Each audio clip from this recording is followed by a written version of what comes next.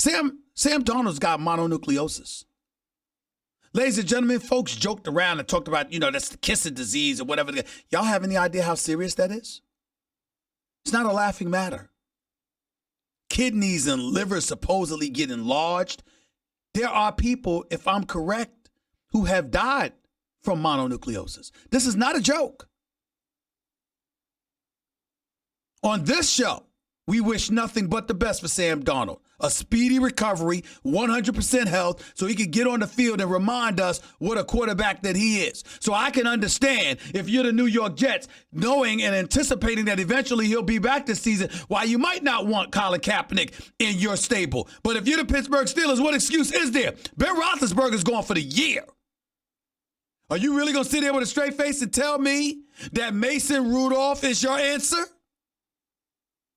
Oh, by the way, are you going to tell me after watching Lamar Jackson run for over 100 yards and pass for over 250 yards that it doesn't give you some kind of indication of what Colin Kaepernick might potentially be capable of doing for you, even though he's been out of the game for a few years? Does he not deserve a tryout? I'd say he does. I wouldn't mind seeing Colin Kaepernick with a tryout. Mistakes notwithstanding, no matter what you believe, I'm going to repeat, man didn't break no laws. Man didn't even break NFL bylaws. What's wrong with giving him a look? See, if you can't give him a look under these situations, then it is official that he has been blackballed. It is official. Because there ain't no reason to not give him a look. You can at least give the man a look. Give him a tryout. See what he's got. Now, in defense of those teams, I will say this. Colin Kaepernick, you want a job in the National Football League? Going on Twitter, showing video of you throwing passes to Odell Beckham Jr. don't get you an NFL job. Your agent needs to be down, and I'm not saying the agent is not doing this, but the agent needs to be out there pounding the pavement and convincing the team to give you a look.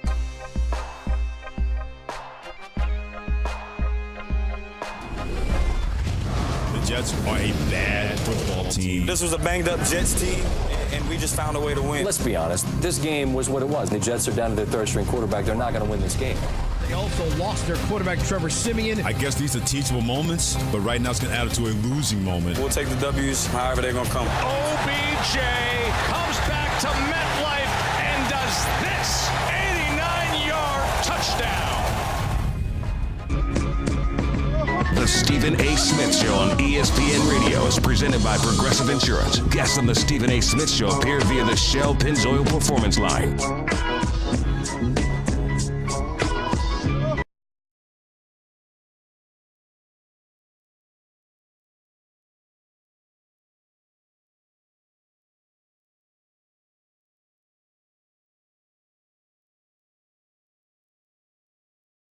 Radio, ESPN News. Thanks again to the great Paul Feinbaum for coming on with us, talking with us for the full first segment of hour number 2. Great insight on his part, as always, of course. 888-SAY-ESPN. It's 888-729-3776. You are listening live to the Stephen A. Smith Show on ESPN Radio, which is presented by Progressive Insurance, small business protection for more than vehicles with specialized coverages to protect against financial loss. More at ProgressiveCommercial.com. Also, from the biggest concerts and games to the hottest theater shows and more, Vivid Seats has it all. Download the app and join the Vivid Seats Rewards Loyalty Program today. Back to the phones we go. 888-SAY-ESPN. Let's go to Matt. You're live with Stephen A. Talk to me, Matt. How you doing? Hey, Stephen A. How's it going? I'm all right. Talk to me. I'm just reviewing your comments on the Daniel Jones trade and the actions of Dave Gettleman with Odell Beckham trading him for literally nothing, a downgrade from Landon Collins. Just looking at the moves that he's made, Landon Collins, like I said, just not getting anything for him, just let him go to division rival for basically nothing. Not really focusing on the needs of the team. You know, I like the fact that he got 3 first-round picks, but just, like I said, with the Beckham trade, not building up for the future, you know, giving us future assets for the team to compete in future years. Well, listen, here's the bottom line. When you look at the New York Giants and the decisions that they've elected to make, I don't think the moving of Odell Beckham Jr. was a football move. I think it was a culture move. I think that the New York Giants were making the point that there's a certain kind of player that they wanted here, and they didn't want to be involved. They didn't want to be involved with anything. And that was the unfortunate part in all of this. I think Odell Beckham Jr. was moved because they didn't want him influencing Saquon Barkley, his temperamental tendencies and things of that nature. I do not believe they were right. I do believe they should have held on to Odell Beckham Jr. Make no mistake about that. I think it's a huge mistake that they let him go. A couple of other things, listen, what are you going to say?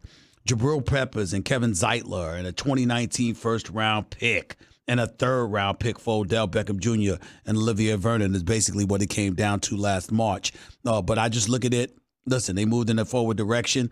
Even with Odell Beckham Jr., this roster has so many problems. I just don't know how viable that would have been for anybody. And I think that's what this all comes down to.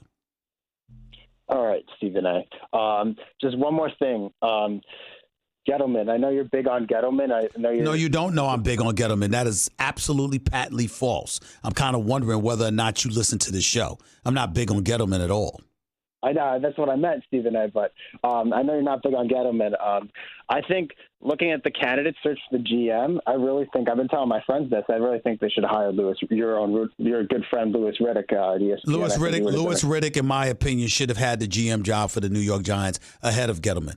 Gettleman had it because he had a previous relationship with ownership, because he used to be in personnel, and I think that the relationships are ultimately what got him that job, which is why it's so important that the NFL is inclusionary in terms of, giving people access to the same folks and what have you, because people are too busy hiring their friends and people that they're comfortable with as opposed to the best candidates for the job. I think that's something that's incredibly disconcerting. You look at Matt LaFleur from the Tennessee Titans. This dude failed up. He had the 27th ranked offense as offensive coordinator in Tennessee.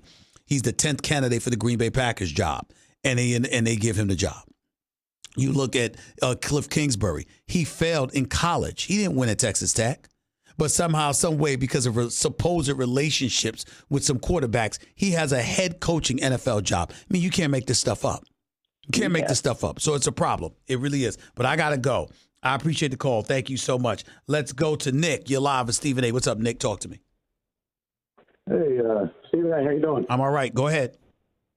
Do you agree that the hits by Myles Garrett on Trevor Siemian were in fact roughing the passer?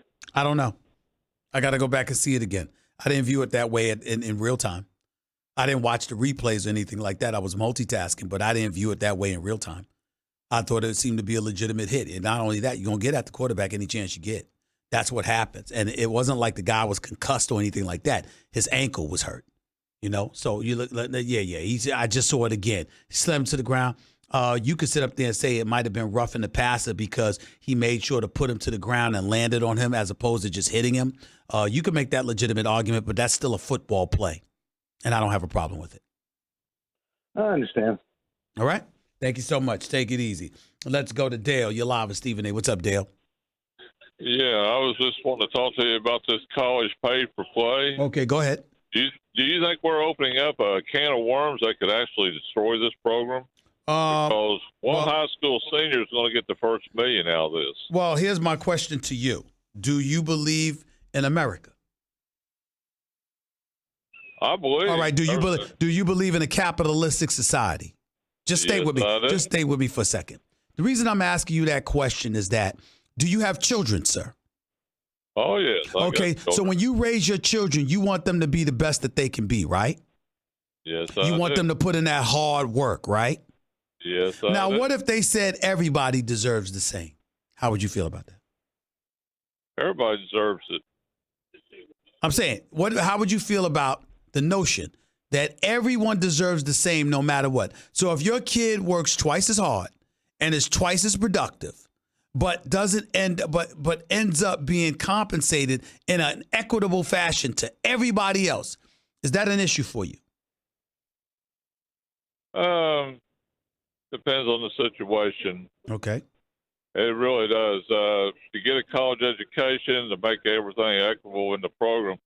But what are you going to have left when you have the UCLAs, the Ohio States, the Kentuckys, the Dukes, dominate. I would make the argument what you have now. For example, you have the Big Five conferences negotiating these exorbitant television deals. Drexel and Villanova and some of these Division I AA schools and what have you, they don't have that going for them. There's an exorbitant amount of dollars that are available for the bigger schools, all right, the more renowned programs than it is for the smaller, less renowned programs. Nobody's complaining now. Why is it a complaint only when the kids are talking about being compensated in a fashion that the institutions are talking about being compensated? Okay. All right. That's what I'm trying to find out. Who's going to make the money and who ain't going to make the money. Well, again, the people that's going to make the money are the ones who generate revenue. And the people who ain't going to make the money are the ones who don't. Last time I checked, that's the American way.